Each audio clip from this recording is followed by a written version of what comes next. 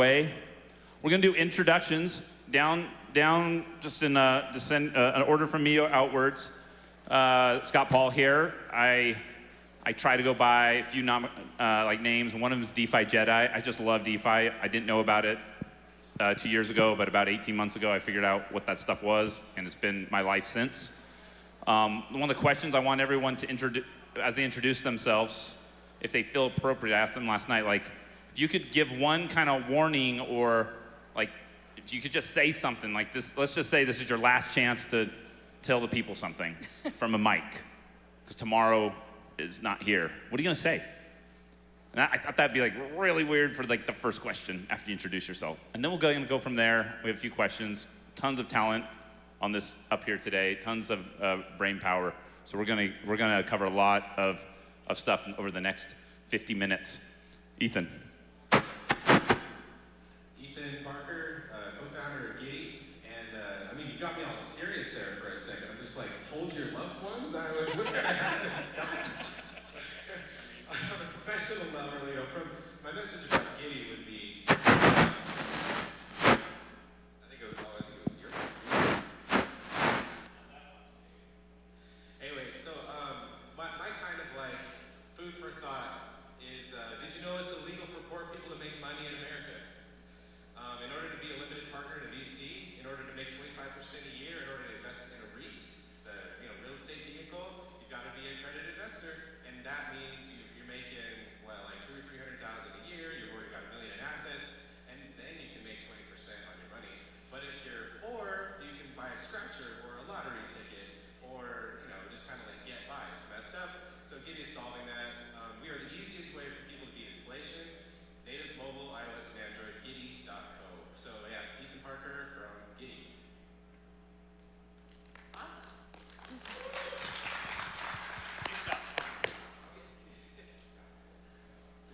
Hi, I'm Nicki, and I'm the head of blockchain engineering at TaxBit. I've been in the crypto space since about 2015 on the engineering side, and I have a back-end engineering background. My little food for thought warning thing is, especially being at TaxBit for about a year now, is the IRS is paying attention, and if you are not reporting things on your taxes, they're going to be coming in hard, and there is no 7-year limit on being audited on something that you didn't report. So I know I've gone back and made some amendments, and it's been really interesting seeing the technology that they're using now to pay attention, but it's also bringing a lot of legitimacy to the space, and they're really trying to do it in a fair way. So it's an interesting ecosystem that's changing right now and becoming really legitimized, but the regulation's coming, and everyone just kind of needs to pay attention and just be a little careful. Hey guys, Dan Young. Some of you guys know me for the last 30 years. Started coming from PC laptops, Zydex, Ugly Unicorn Fund. Been on Intel's board of advisors for 15 years. Back in 2014, built the largest Bitcoin mining facility in Utah. Done a lot of stuff in crypto. But the biggest thing is security in DeFi and all blockchain and taxes. I've been through 3 federal digital wallet audits. I was one of the first 20,000 investors in Coinbase back in the day, and 2 months of audit. So lots of pain. So definitely recommend good tax reporting on your crypto. But I'm also, one of the big things I want to talk about today as we get going is security.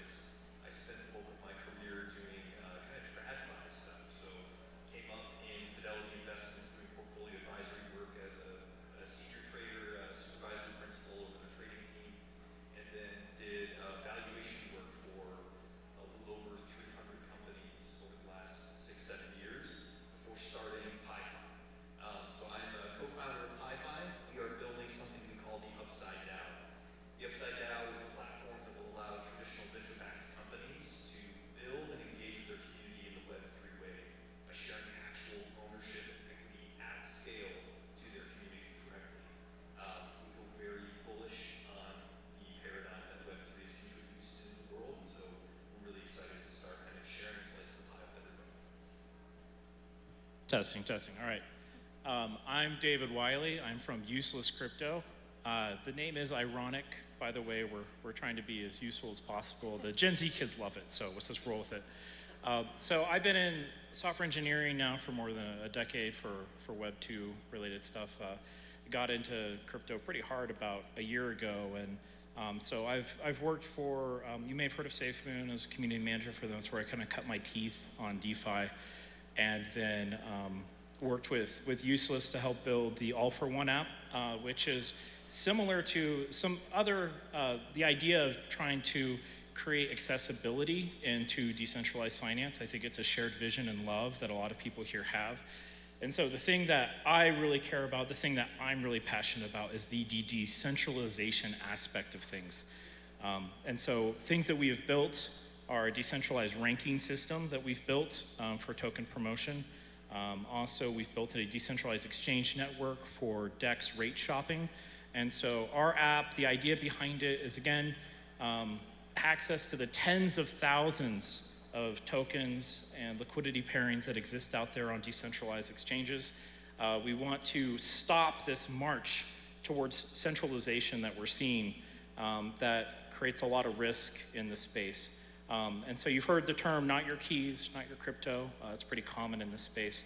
And so we're really fierce about that. We, being a non-custodial, multi-chain, hierarchical deterministic wallet, we care about the technology, we care about the people involved in the space and making sure that their assets are their assets and you're not going through these centralized processes. So it's a great honor to be here amongst other great minds.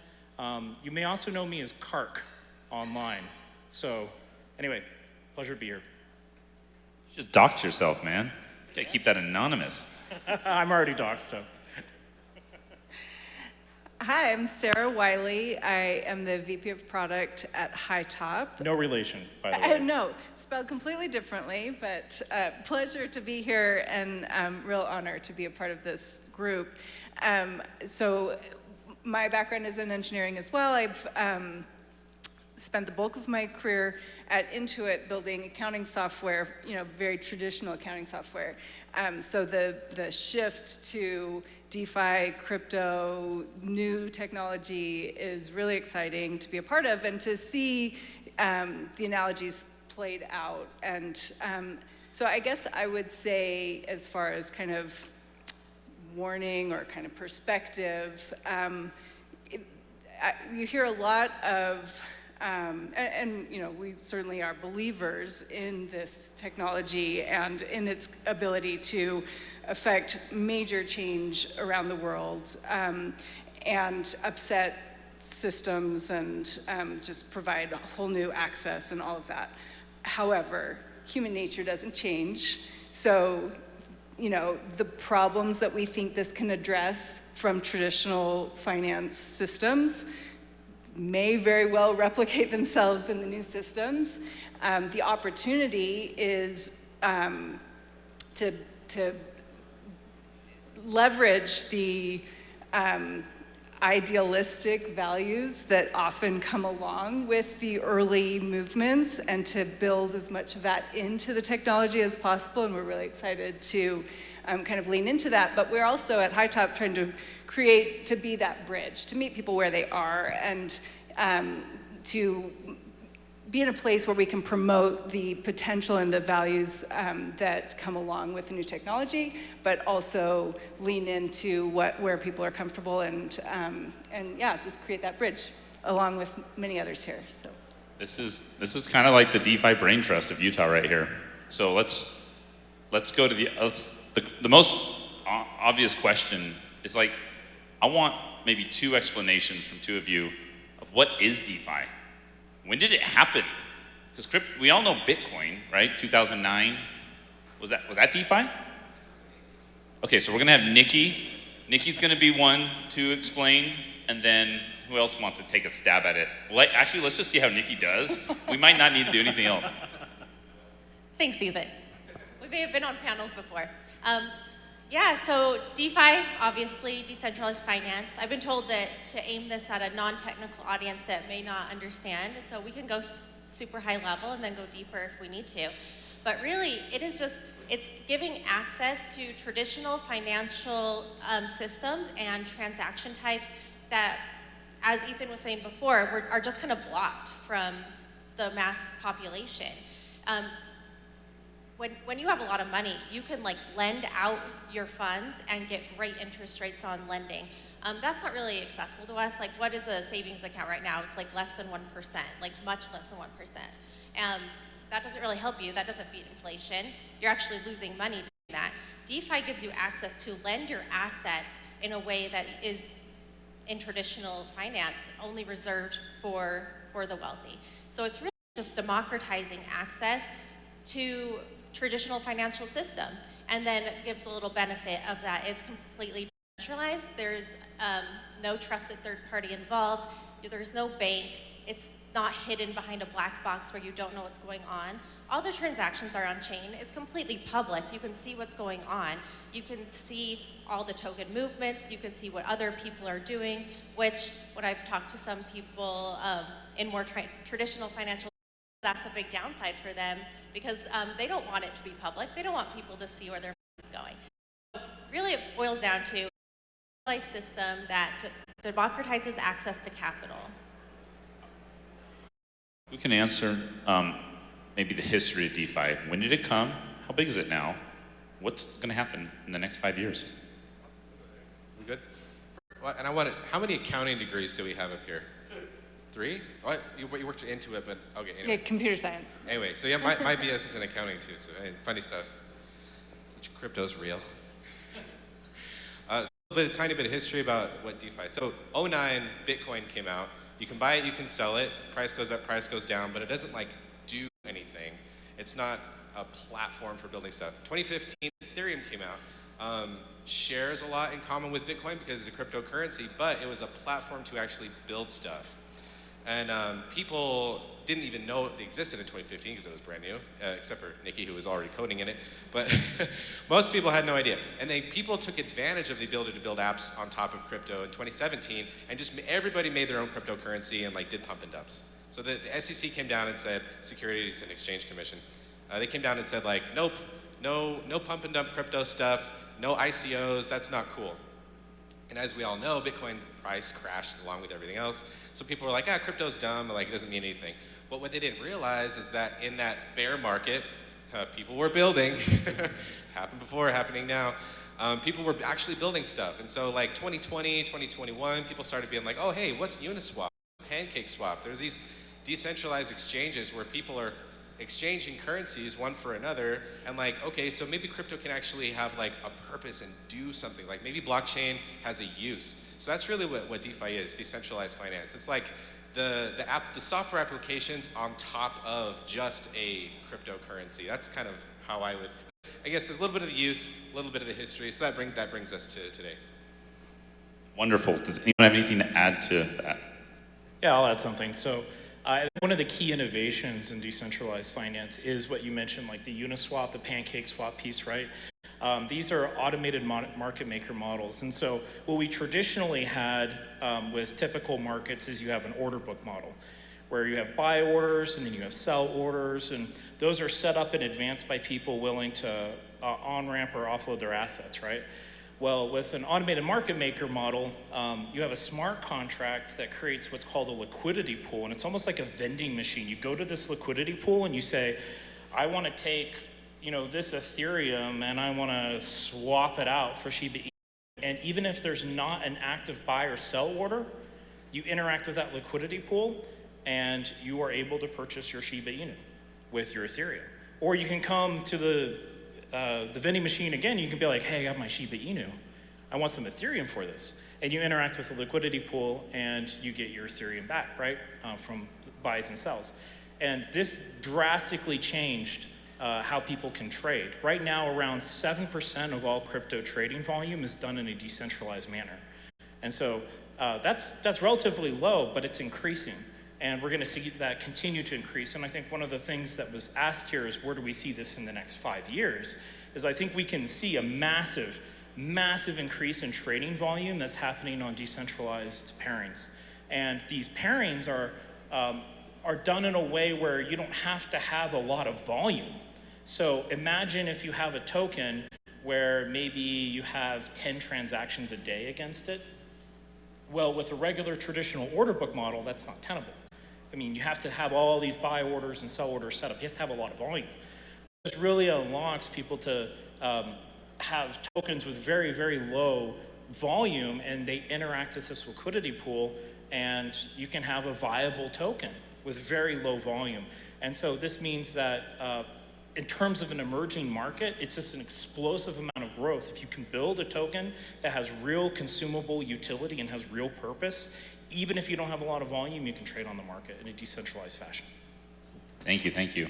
All right, some of you out here are just probably, some of you guys know exactly what's going on. You've done token swapping, you've staked, and some of you guys are going like, okay, this sounds fun. Inflation, how do I do it? But I don't know what you're talking about. And I want to ask Sarah and maybe, I'll start with Sarah and then Ethan probably. DeFi is hard. It is nauseatingly. I can't even do it unless I've had enough sleep. I'm like ready to like, because you have no 1-800 number to call if you screw up.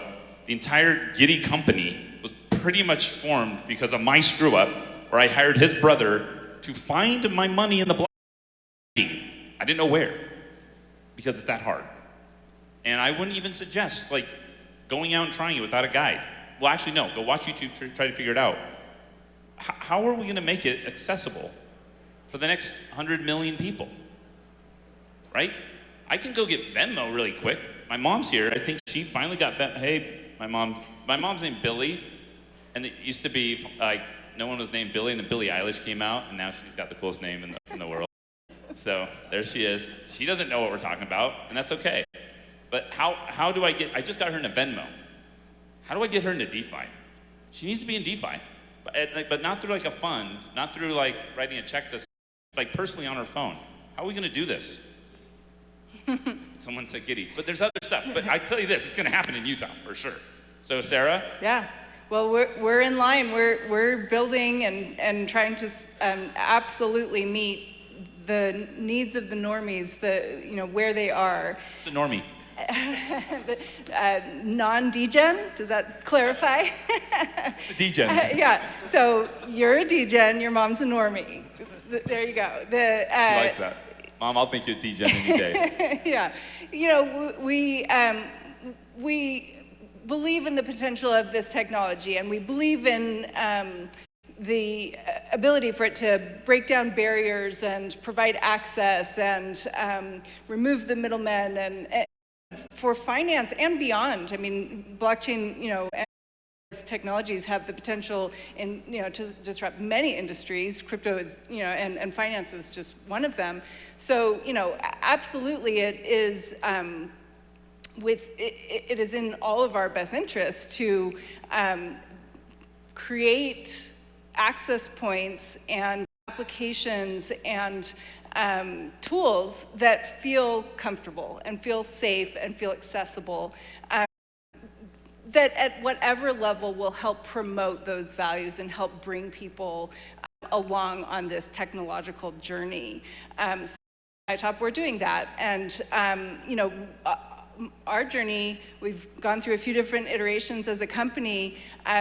We started years ago wanting to build a messaging app, a decentralized messaging app. Before there was, dApps were new and wallets were, barely a thing. And you realize all the pieces that need to exist in this stack in order to do, what Slack can do in a centralized way today, don't exist. And so we kind of backed out, started building these pieces and trying to, how do you deploy an app that's decentralized, that's not in an app store?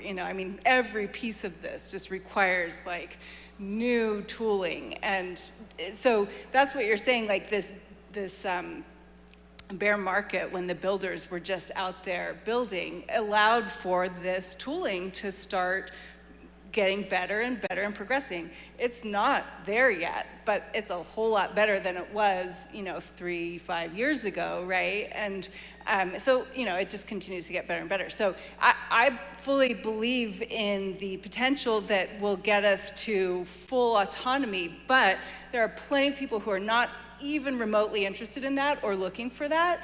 And in the meantime, there is room for this bridge between the traditional finance, the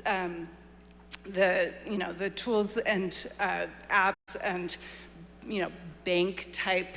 That's a bad word in this environment, but that it feels safe to many, right? And to meet them in that space and just nudge them along a little, provide these opportunities, and give a taste of the taste of the rewards that can come along with it. So yeah, I think that's as far as how's it going to get to the masses. There are some who are already ready to drink from the fire hose, and great, there need to be some awesome tools for them.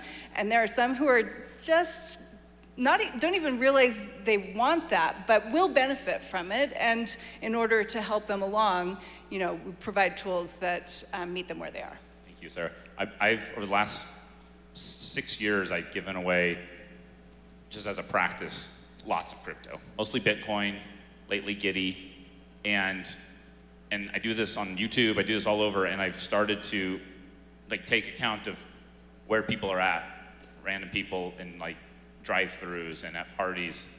And most of the people have been introduced to crypto, I feel like it's been through Robinhood or Venmo, where they start to see it pop up, and I've got my crypto in Robinhood. And so they're smart, they're getting people into crypto, but that's not DeFi. Just so you guys all know, that's not DeFi, that's just holding a token. Right? Even in Coinbase, you're not touching DeFi if that's where you're at. So how are we going to get it Robinhood easy? How are we going to get it Venmo easy? Who wants to answer that for me? And then we're going to go to security. We're going to talk to, if you guys want to talk? All right, I'll hear from Dan the man. So I'm kind of the black sheep of the crypto dudes and girls. I believe that it's like a garage band right now. I'll give you some evidence of this. We talk about decentralization, but ultimately it's going to go back to centralization hybrid.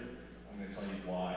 So first here, let's just take a poll. Who here is doing any sort of crypto engagement using an exchange like Crypto.com or Coinbase? Just raise your hand. Now, who here uses a hot wallet like MetaMask? Who here uses a hardware wallet with their MetaMask, like a Trezor or Ledger? Okay. So I want to touch on a couple things. I met with Pat Gelsinger, the new CEO of Intel. Right now, the U.S. government has granted over $53 billion to build U.S. fabrication. And I don't think you're going to hear about this on the news yet, but what's interesting is you will see on-chip integration of blockchain security. Our government did not get $53 billion to U.S.-only based fabrication for silicon for no reason. I believe that they're building centralized server locations to host the U.S. digital dollar. Crypto right now is a $1.3 trillion market cap. Once the U.S. digital dollar gets deployed, which it will get deployed, there's a thing called TikTok, 24 months till fat on silicon. Once those centralized servers are in place, the government will use their U.S. dollar, something as the exit fiat, which means they can tax you easily, I believe. And then you're going to see the floodgates open. My prediction, 5 years, $13 trillion market cap in crypto as a whole. I think it's hypercritical to understand, though, that things will be controlled centrally. I've been around for a long time. Back in the late 90s, we started a lot of different tech things, and some of them are still here today. Our first startup in '92, and survived through the big bubble that happened. And we're kind of sitting in that right now. I think you're going to see a lot of companies that have products that do well, but they're going to have to be hybridizing Web 2 to Web 3. I think that's a big thing. Right now, there are major credit card companies that control 99% of credit card transactions that will be integrating DeFi into their wallets probably by Q3. Again, just from the whales, we know that this is going to happen, and we're part of a lot of that, which is kind of cool. So I believe a lot of the startups right now in the DeFi space that aggregate DeFi projects for the home gamers, for the normies, will be acquired for great amounts of money, but that brings control back to centralized organization. And that's inevitable, and yeah, some people are pissed off. They're like, Dan, why do you support that? Because I'm gonna make a ton of money doing that, and I like to teach my friends how to do that. I don't wanna be too long-winded, but I wanna give you a practical application just from theoretical ecosystem, macro environment stuff. So get your phones out, take note. I told you my friends had $300 million robbed out of their wallets. 300 million. All of my friends use ledgers or Trezors, as well in hardware wallets and cold storage. How did they get robbed? Scott and I actually talked about this a lot. When you use your MetaMask and you sign a transaction in a DeFi project, or who here owns an NFT? Raise your hand. Anyone have an ape, right? So when you do that, you give an infinite approval to your wallet for their transaction token to participate in that. So, for example, USDC, I was hacked, lost $200,000 in 12 seconds. Luckily, it was a good week, and on some degen stuff, made like $1.2 million in 3 days, right? But when I did the wallet scan of 50 whales, $100 million plus, the average whale had over 100 infinite token approvals that weren't revoked. Now, here's a crazy thing. I audited 4 friends who own large crypto exchanges, and most of these have a safe wallet, which they call cold storage, a warm and a hot wallet, and they all had 300 to 400 open exposures each. These are exchange CEOs who manage hundreds and hundreds of millions of dollars, billions of dollars. I want you to just explain that for the normies. My mom's out there.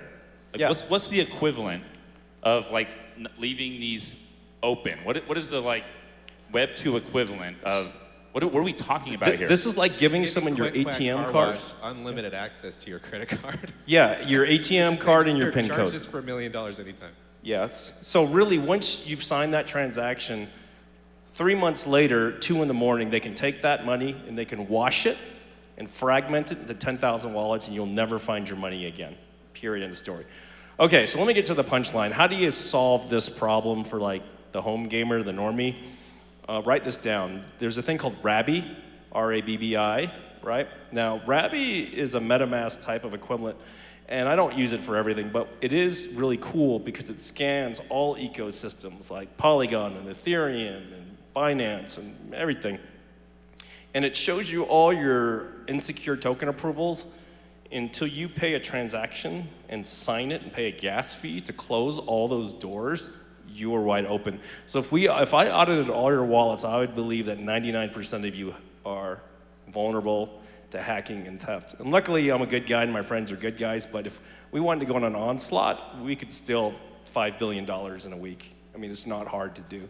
So this is how exposed the public is. So my recommendation is research Rabbi, research token approvals, make sure you close that down. If you're scared crapless, send all your money to a centralized exchange that you trust, like a Coinbase or a Crypto.com or whatever, and those aren't even guaranteed. Make sure you set up 2FA authentication, not by text message, because you can get SIM hacked. Again, if we were bad players, we could steal all your phone numbers in 5 seconds and have access. So that's really important. We were just talking in the lobby, don't get on public Wi-Fi, right? Because instantly, like your phone can auto-connect to Wi-Fi. They've hacked your phone. Why are you doing this right now? I gotta leave and like take care of business because you're freaking me out. Like I'm on the Wi-Fi. I have done nothing right. How do I stop? Like just go to the site right now? I'm gonna get a lot of hate here. Do not do crypto transactions on your phone. Use an isolated laptop device that you don't take emails on or do anything but crypto. We have this fund, Ugly Unicorn Hedge Fund. We have isolated devices. We have a thing called MPC authentication, so all authentication happens off-chain, auto-revocation, auto-approvals, third-party audits, fourth-party audits, These are all important things that need to be in place. And if you're working with a centralized exchange or any project, you need to make sure that those things are in place, because otherwise they could get robbed, hence you get robbed. You guys read with Coinbase, they said, and Brian got in a little trouble for it, got a lot of heat. He goes, man, if we end up going to bankruptcy, some of your assets could be exposed as collateral or something to that effect. I mean, so that's my tip. Please take this information. Now, if you want detailed information, shameless plug, but I don't sell you anything. It's Dan's Millionaire Code on Instagram. I post a weekly update on crypto security and market macro conditions of what's going on. There's 200 fake accounts of me, so make sure there's like 1,500 plus actual posts. The hackers are too lazy to post all 1,500 and replicate, though. And I'll just give you the education on that. So Moral of this story is get yourself secure or Dan's friends are going to rob you. But there is another way to do it, and I'm going to let Ethan talk about it. Yeah. So I love that you're talking about infinite approval bug. That is massive. Not very many people know about it. So Giddy was just... We know about it. Well, of course, yeah. Yeah, You're DJ yeah. style. Yeah, so lots of people don't know about the infinite approval bug. We were just at a show called Permissionless down in Palm Beach, Florida. We rented this DeLorean that someone had turned into the time machine. Anyway, that was really fun. But a couple booths, well, one booth away from us was a very, very empty booth that Tara was supposed to be in. Whoops. And a couple doors down was MetaMask, and they had this big, beautiful thing with all kinds of robot foxes, and they were looking all cool. But most people don't know about infinite approval on MetaMask. It's horrible. So when people ask me, like, why did Giddy make a coin? Did you guys really need to make a coin? And if you go to coinlaunch.giddy.co, you can see some numbers, what's going on there. A little link at the bottom left says light paper instead of white paper. And we, one of the biggest reasons why Giddy Coin exists is to fix the infinite approval bug. So we have developed a way to, anytime you transact, you can approve the transaction for what you intend to spend, and then it shuts the door behind it. So who can tell me what the thing in front of a castle is called where the door comes down? There's this really... Drawbridge. No. There's anyway. Or no, the gate that goes... What's it? Portcullis. Yeah, it's like a I always forget the word, but I know somebody knows it. I play a little bit of D&D, so. Yeah, all right. So it's like a portcullis. Of course, we have some massive nerds on our team. I'm one of them. But anyway, so yeah, it's like a portcullis to shut off the approval as soon as you're done with one transaction. So Giddy has solved infinite approval, and so that's part of the reason why Giddy Coin exists. And that is going to be throughout our entire platform on iOS and Android native mobile. So anyway, I was just so stoked when you're talking about infinite approval. This is what I think is interesting about DeFi in particular, and kind of when we talk about decentralization and kind of the role of decentralization. Sometimes I think we get a little hung up on decentralization being the primary objective. We will need a little bit of centralization to help us solve some of these problems in order for people to have trust not in the transaction, but in the system itself as a whole. We are building complex systems. Complex systems are inherently fragile unless we're very, very careful with how those are built.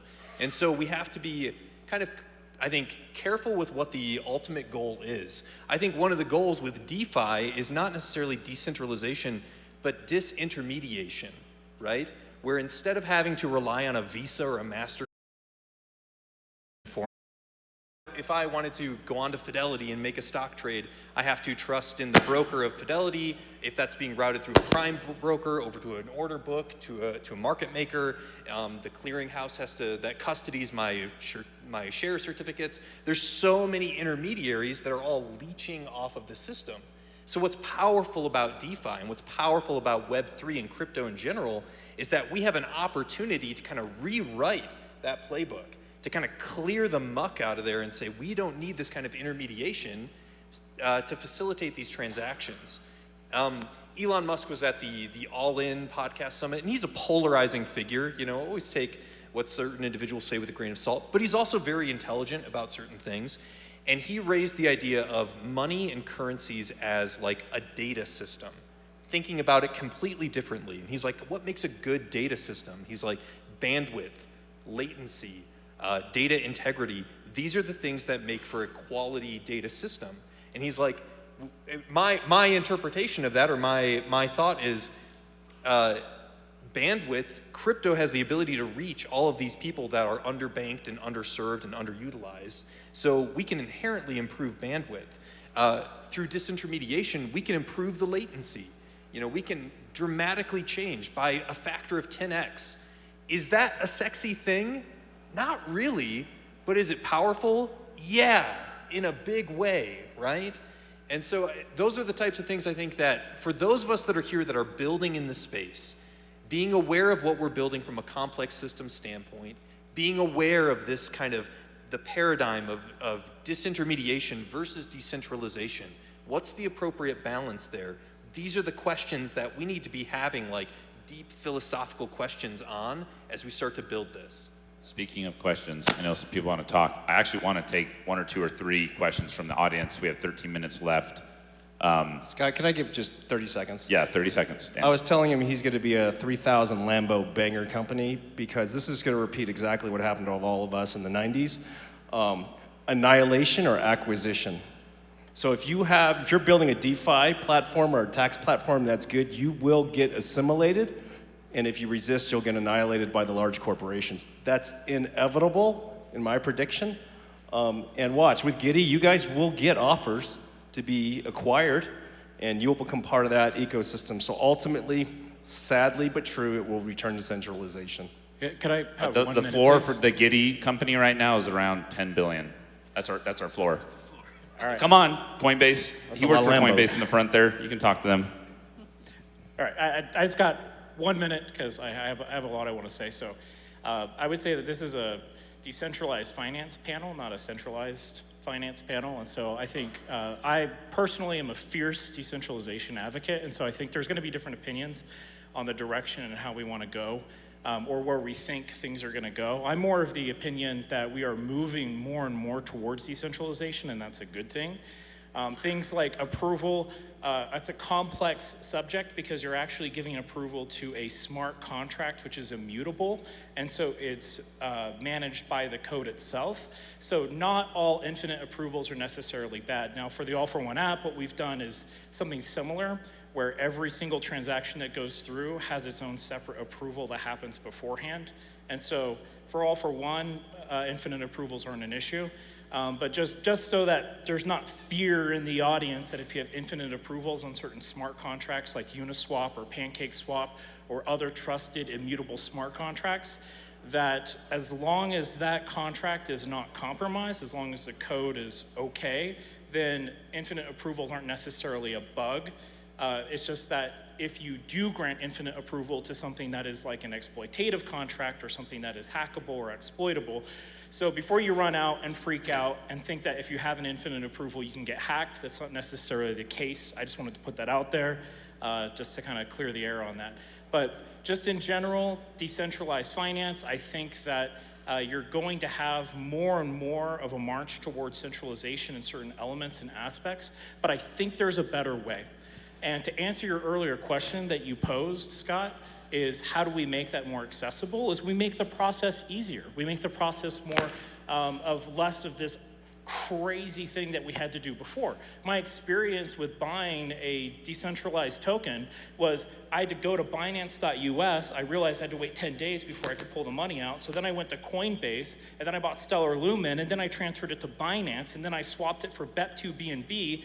Then I sent it to Trust Wallet. Then I swapped Bet2BNB to Bet20 Smart Chain, and then I swapped it for that token. Keep going. There's more. There's Yeah. like 10 more steps. There's 10 more steps. And so my point is that we can reduce the number of steps in order to purchase these decentralized assets. And I think that there are many people here on the stage that are working towards that end goal. There's three or four of us here making that happen. Yeah. And so my stance is again, we can agree to disagree on where it's ultimately going to end up.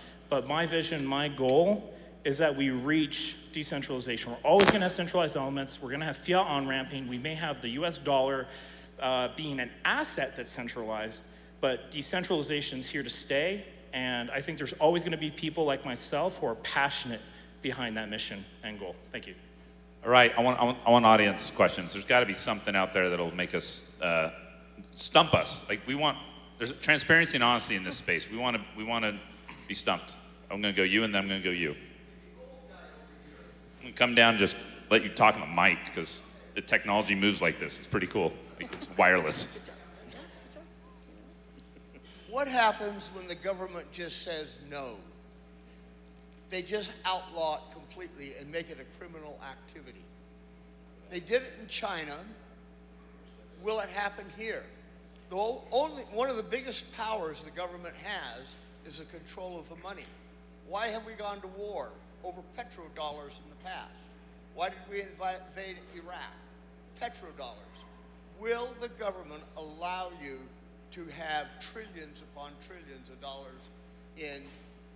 I'm going to answer that question. Jerome Powell was interviewed by Congress. They asked him, can a U.S. digital dollar coexist with privately held, decentralized stable coins? And his answer was one word: yes. Yes, that's what Jerome Powell said. Now, what's going to happen is the off-ramp back to the digital U.S. centralized dollar. Once that's released, again, right now, all of crypto is smaller than Apple computer, guys. It's like a stock, it's like one stock position, right? Again, the government just wants the exit so that they can get their tax money. Yeah, so I've been in some fun conversations with the IRS and with the SEC and some different regulatory agencies, and it was actually like really awesome to hear that they're trying to just figure it out. Like they were like, please explain what this technology is, how it works, and what it means. And they're on board fully with like, okay, figure it out. And they straight up told me, the guy that's in charge of their whole crypto division, he was like, was that me? I don't know. But, That is government interference. they're telling me to stop. Can we go to a private band, please, for these mics? But they told us, they're like, we need to figure out how, this in the IRS standpoint, how to tax this in the easiest way for consumers to make it legitimate, but also straight up, he's like, honestly, we need this PR win and we need to do this right. And so they're trying to come in to be as gentle as possible, as less disruptive as possible, and to follow what the technology actually does, and not to come in and just blow it up. So the IRS is on board, which is always a good sign. I mean, they want their money, and they're gonna figure out how to get it, but they wanna be gentle with it, which was really good. And then the SEC too, they're like, explain this technology, how does it work, what does it mean, and they're still trying to figure out exactly how to classify the assets, but once you're in, at that deep level, it's not going away. The government's not gonna stop it, especially if they can get money out of it. That's great. I'm gonna go to another question real fast. The truth is, nobody knows what's gonna happen. Let's all be honest. We don't know. We could elect a crazy person who can mess stuff up. It happens. So let's just, you gotta hedge yourself from all things. Okay, what do you got? So my question's basically very similarly related, but more along the lines of, we've seen government and regulators come in after the fact and decide, okay, now we're going to issue regulations, and quite often they're very onerous. They don't always give us safe harbor. What can we do to be proactive in working with the IRS, the SEC, the Division of Financial Services at the state level to help implement regulations that are actually supportive of what we're trying to do and can be complied with, more importantly, because as a CFO with a fintech company, that's something that scares me quite a bit, that the state of New York may come in, issue regulations that now all of a sudden cause us to lose our license, and we're out of business in 43 states overnight. Who's got that? I can jump on that a little bit. And so Ethan and I actually met with Governor Cox yesterday and had some discussion around some of these points. And one of the things that was brought up was legislation around an entity that wouldn't interfere necessarily with crypto, but help create structure and format to it. And one of those things which Wyoming has pioneered is the Decentralized Autonomous Organization, or DAO, as you know, enshrined as actually like an LLC in the state of Wyoming. And so the state of Utah has taken note of that, and that's something that I think could be a good legislative framework where it's not necessarily something that's regulating the space in a bad way, it's regulating in a good way by creating a framework and a structure for people who can actually help navigate this from a legal perspective. Because I think it does stifle innovation when people don't know how to create these organizations or not get their wrist slapped by the SEC or even end up in jail. I told Governor Cox's face, I'm too soft for jail, right? I don't want that. And I think a lot of people are in a similar position where they want to jump into crypto, they want to be innovative in this space, they want to maybe create their own token or their own project, but how do you do that? And so I think that government can very carefully, delicately create a positive framework for the space by creating structure for people to navigate in. But I'm sure there's, yeah.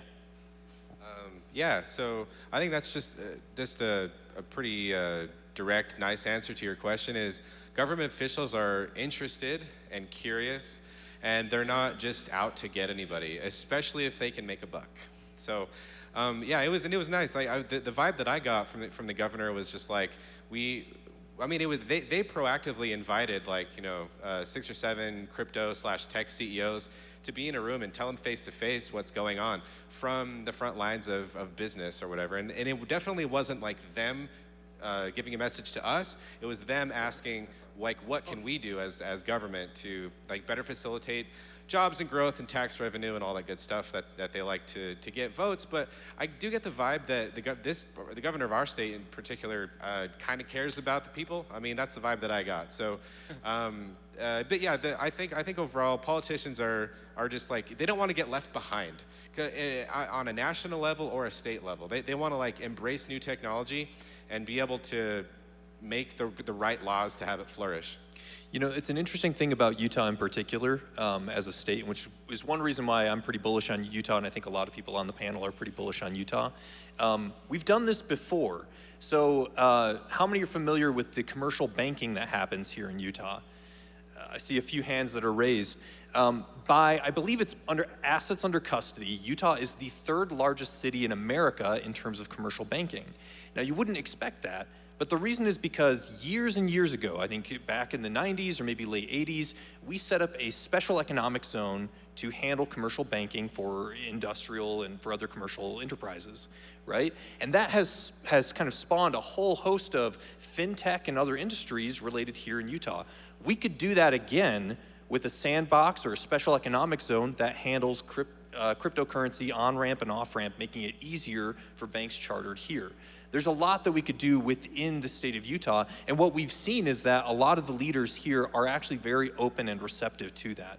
It's not going to go away. Some regulation will show up, but I think a lot of them don't want to screw this up, and so they're listening to what we in the community have to say. Thanks. I'm gonna actually cut us off. There's a policy meeting here. I don't know if it's in this room, but we have a senator and a congressman who passed crypto laws just last session here today. Make sure you go there if this is questions you have. They're writing the laws. We should be there, all of us. I want to do one more question, and I want it from the audience, and I want it to be a yes/no question, that we just go down and we go yes, no. And it can't be price prediction. I hate that stuff. Who's got a yes/no question? You do? What is it?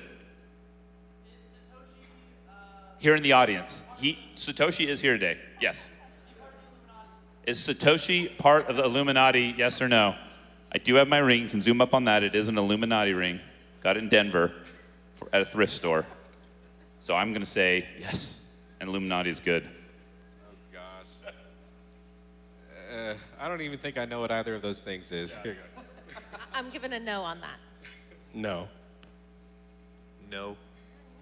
It's technically a loaded question, but no. I'm the only yes on that one. All right, guys, thank you. That was awesome.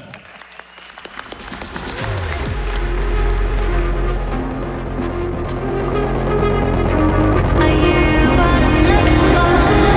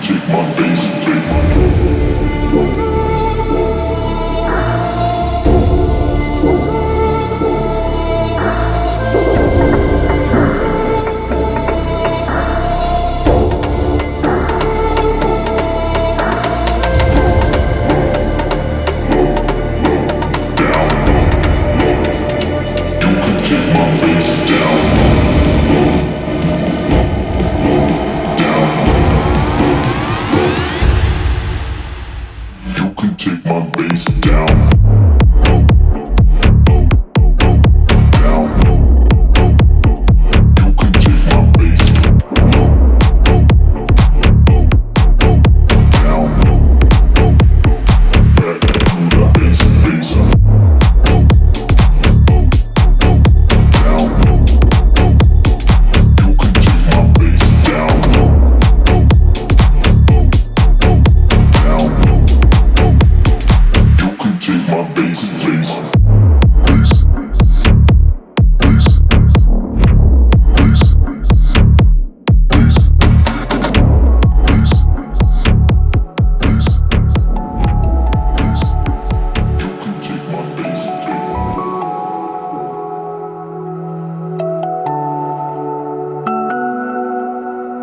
Inside my head there's a little place left for you. What do you know? What do you know?